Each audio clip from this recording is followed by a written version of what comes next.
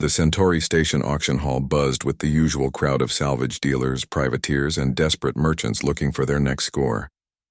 Jasmine stood at the back of the hall, arms crossed, watching lot after lot of decommissioned vessels go under the hammer. Beside her, Harry scrolled through his datapad, marking off ships they couldn't afford, which was most of them.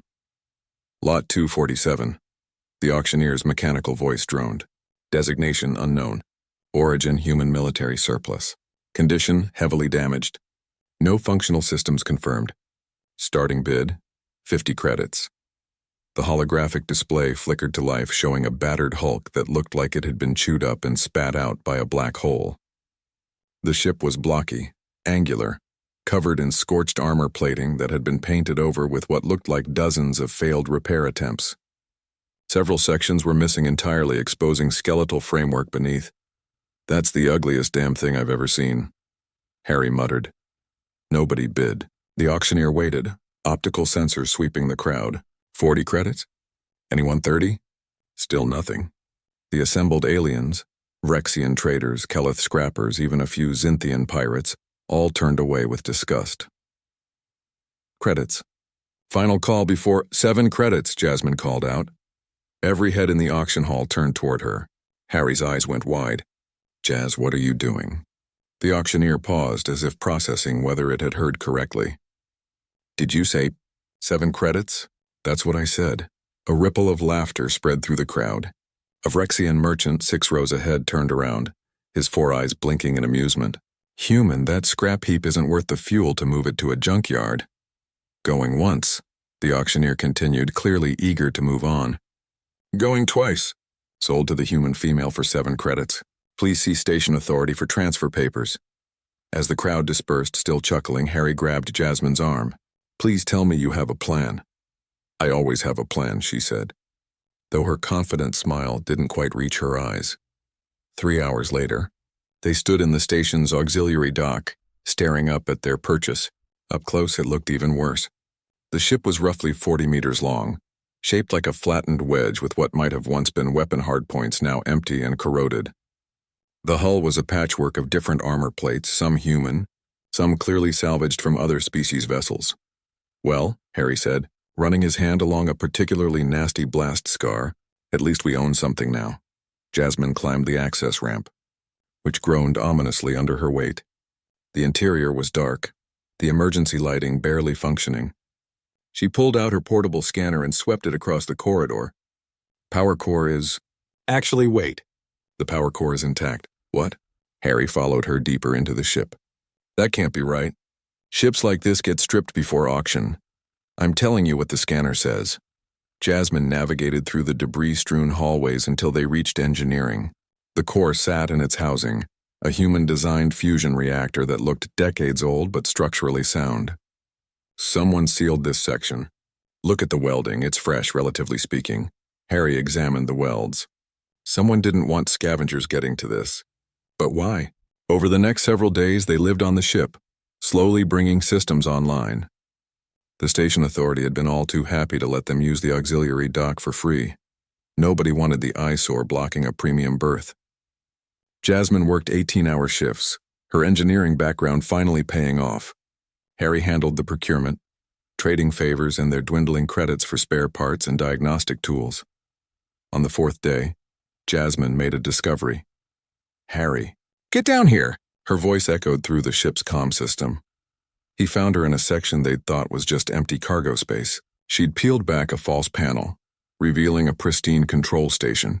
"This is a weapons control system," she said, voice trembling with excitement.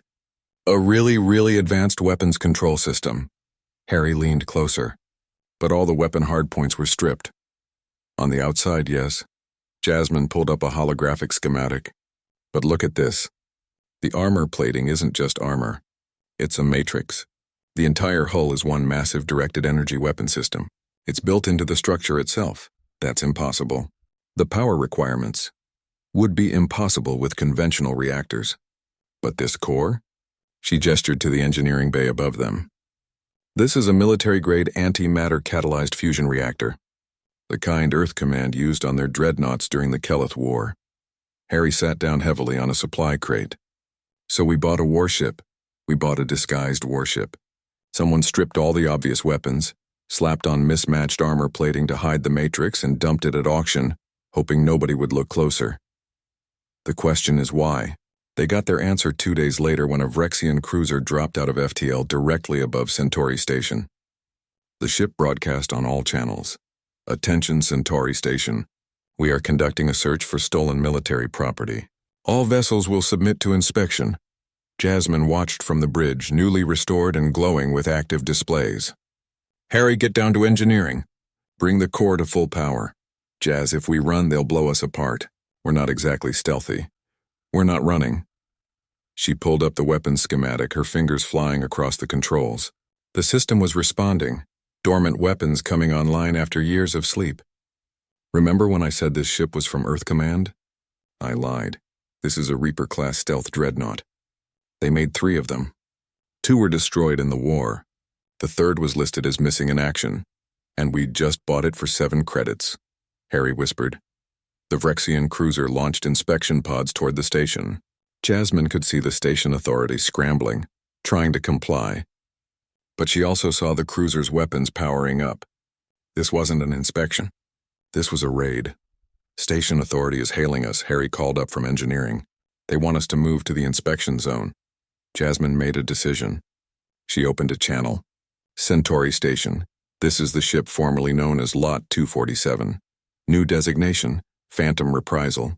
We're launching. Negative Phantom Reprisal. You don't have clearance." Jasmine cut the channel and fired the thrusters. The ship, despite its battered appearance, moved with surprising grace. She angled away from the station, drawing the Vrexian cruiser's attention. "Unknown human vessel, power down immediately," the Vrexian commander ordered. "Harry, how's that core looking?" "Hot and getting hotter. Whatever you're planning, do it fast." Jasmine watched the Vrexian cruiser turn toward them, weapons locked. At this range, they were dead. Unless... She activated the hull matrix. For a moment, nothing happened. Then the patchwork armor plating began to glow. Energy channeled through pathways built into the very structure of the ship. Invisible conduits designed by human engineers who understood that sometimes the best weapon is the one nobody sees coming. The Vrexian cruiser fired. Their plasma torpedoes struck the Phantom Reprisals, hull, and dissipated harmlessly against an energy field that shouldn't exist on a ship that looked like salvage. Then Jasmine fired back. The hull matrix released its stored energy in a coherent beam that sliced through the Vrexian cruiser's shields like they weren't there. She wasn't aiming to destroy, just disable. The beam carved through their weapon systems and engine nacelles with surgical precision. The Vrexian ship went dark, drifting on momentum alone. Jasmine opened a channel to Centauri Station. "Station authority, you might want to contact the Galactic peacekeepers. I think the Vrexians need a tow."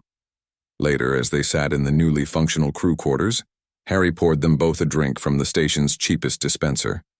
"So was it worth it? 7 credits for the most dangerous ship in the sector?" Jasmine looked at the displays showing their ship, still ugly, still battered looking, but now humming with power. The Galactic peacekeepers had been very interested in the Vrexian cruiser's activities and very grateful for their intervention. Grateful enough to overlook questions about how 2 humans came to possess a missing Earth Command dreadnought. 7 credits, she said, raising her glass.